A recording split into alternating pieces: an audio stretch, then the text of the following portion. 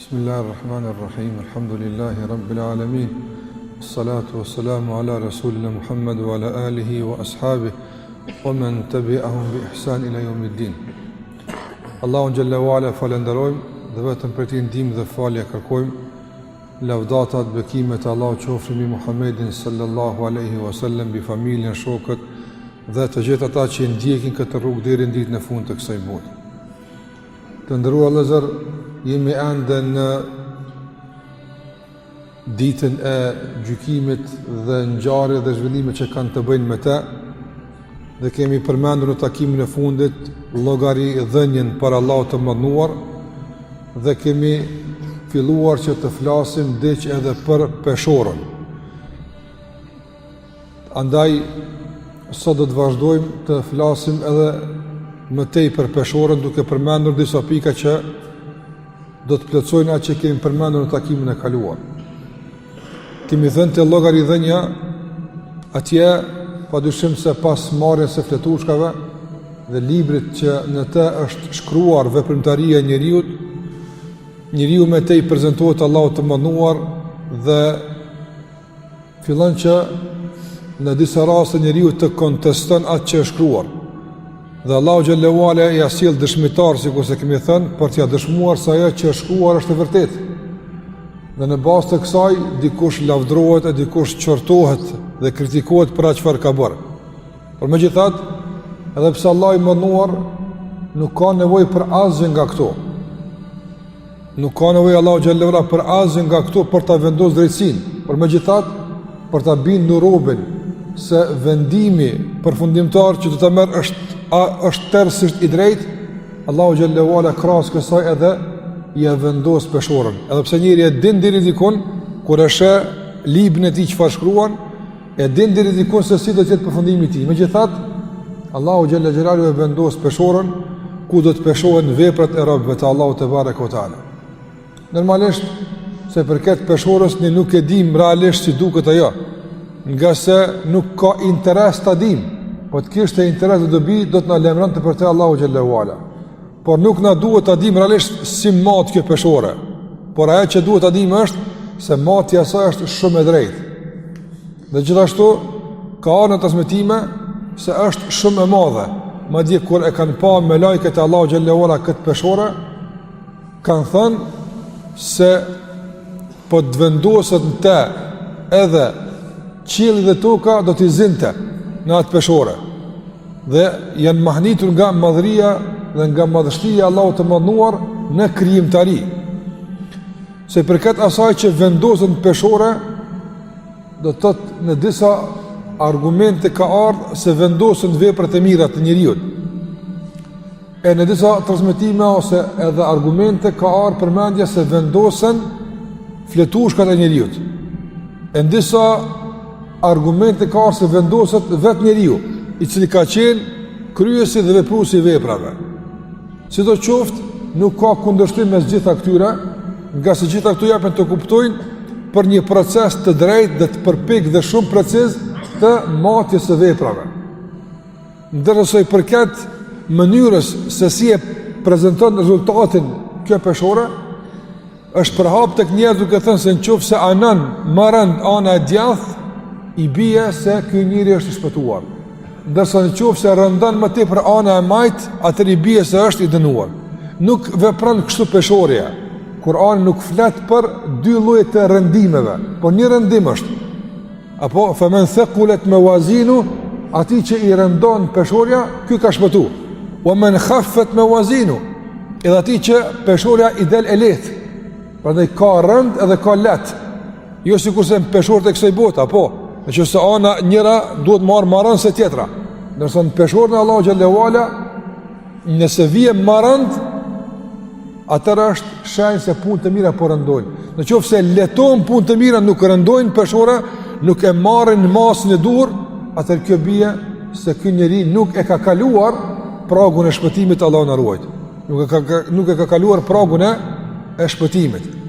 Gjithashtu edhe se përket peshorës, do thotë Allahu xhallahu ala përmend në Kur'an se ka për njerëzve nga mungesa e madhe e punëve të mira, nuk kanë punë të mira në krahasim me punë e ligë dhe të këqija që i kanë, do të thotë për ta peshorja kur farvlerë nuk do të ketë.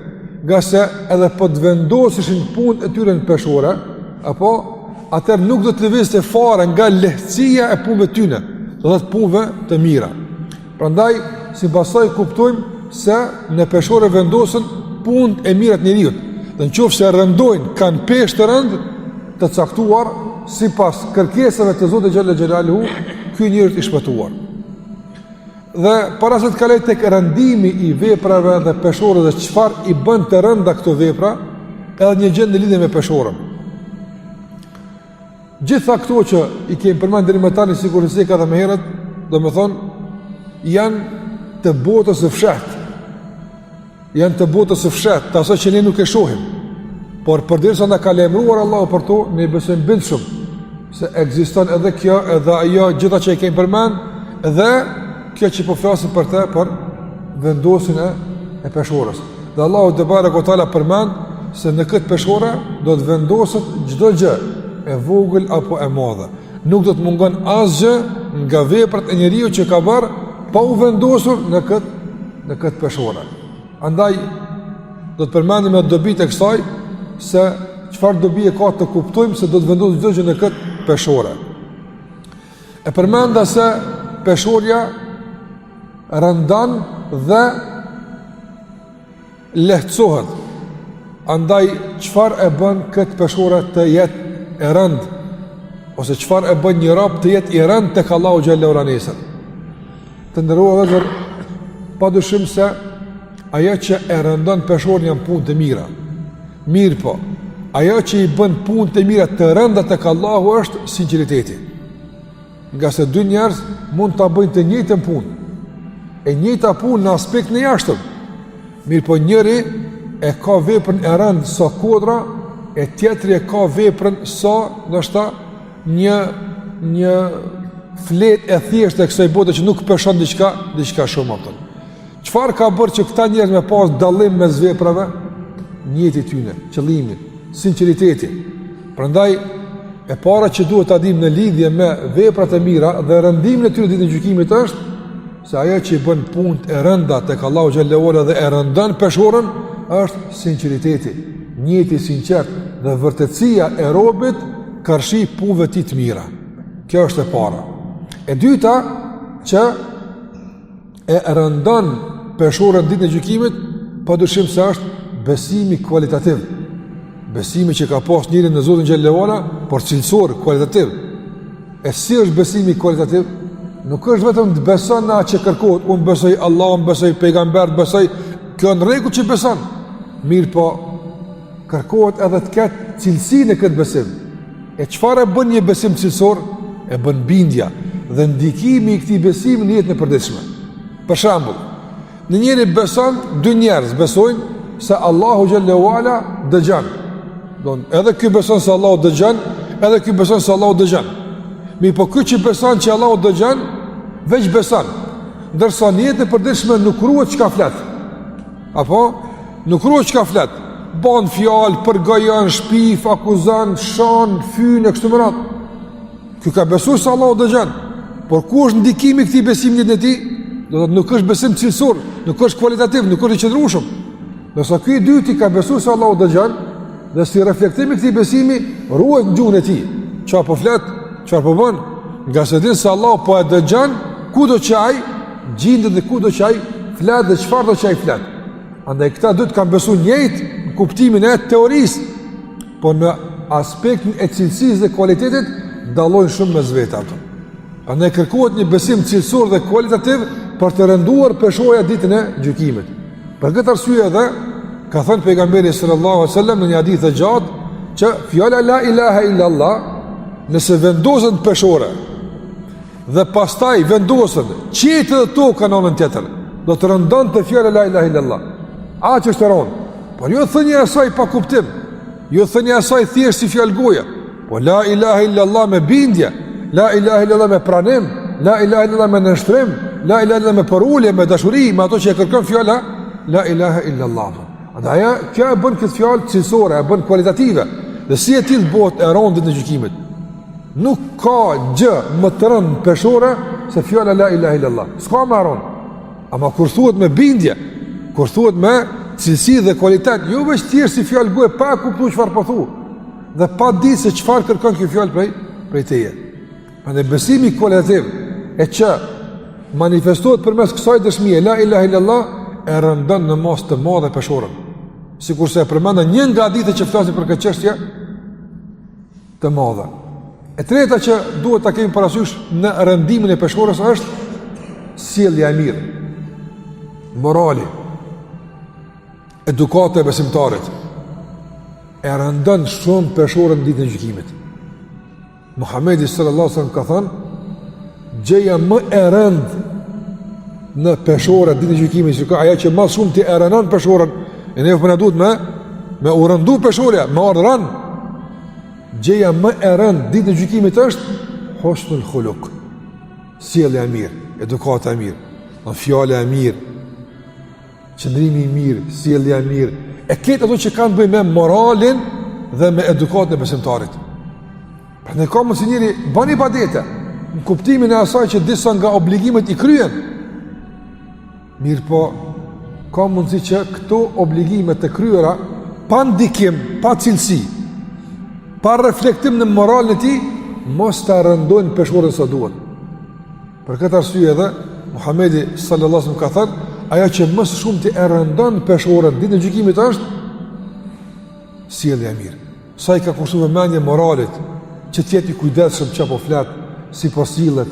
Nga morali i mirë është ruajtja e nderit, nga morali i mirë është turpi besimtarit dhe besimtarës, nga morali i mirë është bujaria, nga morali i mirë është mirësia, nga morali i mirë është fjala e mirë, nga morali i mirë është ruajtja e gjuhës, e syrit e kështu me radhë. Andaj morali i mirë dhe sjellja e mirë dhe edukata e mirë janë ato që e rëndojnë peshorën ditën e gjykimit. Dhe gjithashtu ajo që e rëndon shumë peshorën ditën e gjykimit, e rëndon e bën tron dhe na e lehtëson kalimin e pragut të shpëtimit është përmendja Allahut azza wa jall. Dhe janë këto hadith që ka thënë pejgamberi sallallahu alaihi wasallam, kalimatani khafifetani ala al-lisan, habibatani ila ar-rahman, thaqilatani fi al-mizan, subhanallahi wa bihamdihi, subhanallahi al-azim. Muhamedi sallallahu alaihi wasallam ka thënë, janë dy fjalë janë, ka thënë, të lehta në gjuhë, të dashura shumë tek Allahu dhe të rënda, thaqilatani, të rënda në peshora ditë e gjykimit. Dy fjalë të lehta në gjuhë, po shumë të rënda në peshore. Cilat ato fjalë? Subhanallahi wa bihamdihi, subhanallahi al-azim. Me thoniri subhanallah. Subhanallahi wa bihamdihi, subhanallahi al-azim. Këto dy fjalë sot lehta janë gjuhë mi thonë, e sa pak njerëz i thonë, por nesër e rëndojnë shumë peshorën. Dhe në përgjithësi të ndërlozur. Përmendja Allahut azza wa jall është me vlerë të madhe vetëm këtë botë. Mirë po, shumë lehtësime ditën e gjykimit i sjell robët përmendja Allahut. Në gjendje këtë hadith që me të dua dhe ta përfundoj këtë temë për sot, që ka të bëjë me përmendjen e Allahut azza wa jall. Muhamedi sallallahu alaihi wasallam, sikurse e dini, ka pas mrekulli shumë të që Allah ja ka dhonë, mrekulli, gjëra të jashtëzakonshme. Për t'i bin njerëzit se është i dërguari i Allahut. Një nga mrekullit më madhore pas Kur'anit, se Kur'ani është mrekullia më e madhe. Nuk i është dhënë dikujt mrekulli, asnjë pejgamberi mrekulli më e madhe se mrekullia e Kur'anit. Kur'ani është mrekulli nga çdo aspekt. Por mrekullia e dytë pas Kur'anit, që i është dhënë Muhamedit sallallahu alaihi wasallam, është mrekullia e Isra's dhe Mirajit. Ai udhëtimi i famshëm dhe i njohur i udhëtimit të pejgamberit sallallahu alaihi wasallam brenda natës në qiejt e shumt dhe udhëtimi i tij në me të vërtetë jashtë tokës. Në atë kohë që e pa kuptueshme. Sot njerëzit po ndërtojnë një pajisje dhe po dalin. A nuk ka mundësi Allah pejgamberin e tij me tërhiq e me udhë? Ka mundësi me shetit, ka donë shetit. Andaj e ka shetit në përqet që i ka kryu Allahu xhallahu ala. Dhe pejgamberi sallallahu alaihi wasallam në këtë udhim të ndërlozur, në çdo qiell që ka kaluar është takuar me një pejgamber. në qiellin e parë e ka takuar një pejgamber, edhe ka bëu mohabet me të dytin, kështu me radhë, derisa ka arrit në qiellin e 7. Shikoni, kjo është me vërtet shumë domethënëse dhe me porosi të madhe. Kë e ka takuar në qiellin e 7 Ibrahimin alayhis salam. Në qiellin e 7, atje mas nalti, pejgamberin më të madh, mas Muhamedit sallallahu alaihi wasallam, Ibrahimin alayhis salam e ka takuar. Ibrahim alayhis salam, çfarë i ka thënë Muhamedit alayhis salam? Se ka dy burrat më të mëdhenj në historitë e njerëzimit po takohen.